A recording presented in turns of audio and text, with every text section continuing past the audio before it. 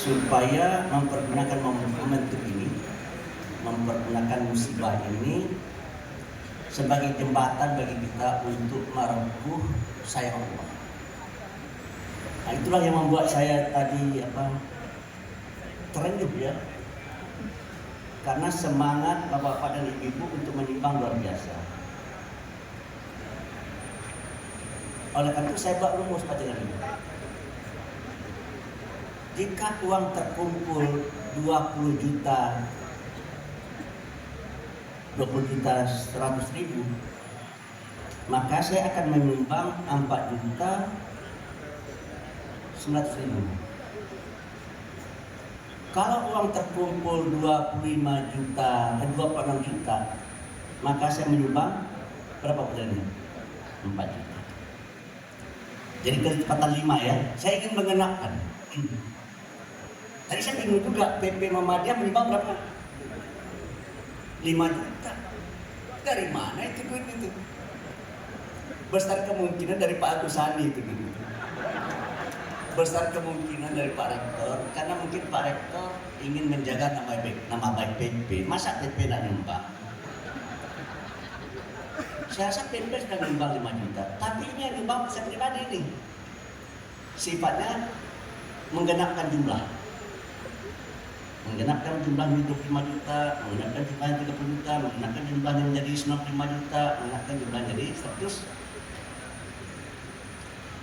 Oleh karena itu Bapak dan Ibu,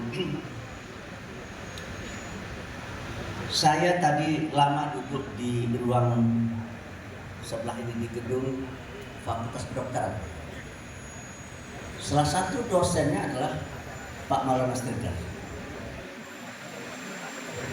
Jadi menurut saya ya, apa beda kita dengan saudara kita yang di sebelah? Tidak usah saya sebut namanya ya. Saya rasa saudara kita di sebelah sangat maju dalam tafsir bayani. Itu menafsirkan ayat dengan ayat, ayat dengan hadis. Mereka sangat bagus ya. Karena banyak mereka yang menguasai fikih usul fikih. Sementara Muhammadiyah tidak begitu menonjol dalam tafsir bayani. Tapi Muhammadiyah sangat menonjol dalam tafsir apa? Tafsir burhani. Muhammadiyah itu sangat maju dalam tafsir burhani, di mana ayat-ayat itu kita nalar. Itulah sebabnya Ki Haji Madalan pernah dimarahi dan dibenci oleh penduduk di kota Jogja. Karena apa? Karena beliau merubah arah kiblat. Di dalam Al-Quran ada perintah fawalli wajhaka syatrul masjidil, palingkan mukamu ke arah Masjidil Haram. Tradisi dan kebiasaan waktu itu adalah orang kalau sholat menghadap ke barat. Sehingga kalau seandainya praktek sholat kita itu kita lihat dari perspektif ilmu, itu bisa-bisa sholatnya bukan ke Makkah ke Roma, tapi ke Afrika Selatan, dan bisa-bisa ke Moskow. Jadi kita sholat, kata kita menghadap kiblat, tapi kita menghadap Moskow. Kita kira kita menghadap ke Ka'bah, padahal kita menghadap ke Addis Ababa. Itulah sebabnya Kiai Haji Ahmad Dahlan sebagai orang yang berilmu, sebagai orang yang tahu ilmu falak, beliau beriktihat.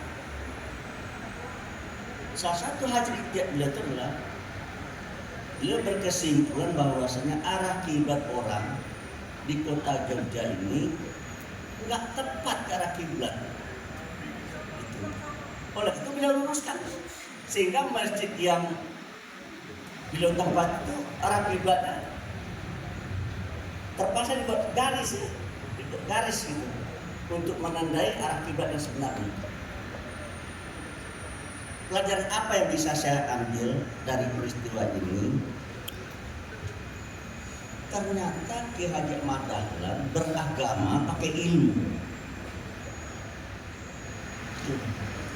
Banyak orang beragama tidak pakai ilmu, ikut-ikutan, namanya taklid. Kalau orang Muhammadiyah itu nggak boleh taklid, termasuk kepada guru. Kita harus nalar apa yang disampaikan oleh guru itu, kita nalar. Kalau bagi teman-teman kita, apa yang dikatakan oleh guru harus diterima. Kalau bagi kita tidak bisa. Maaf ini Bapak dan Ibu, saya sering berdebat dengan Pak Irfahuddin.